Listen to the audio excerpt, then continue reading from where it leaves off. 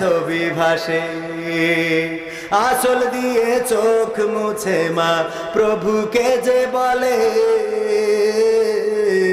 আল্লাহ তুমি ভালো রেখো আমার কোলের ছেলে। খোকা যে ছিল মা জননীর কলিজারি ভোটা, ভাবতে সব চোখ ভিজে জল পড়লো ফোঁটা ফোঁটা। এমন মানুষ কোন সে জনা, এমন মানুষ কোন সে জনা, তোমরা কি তা জানো?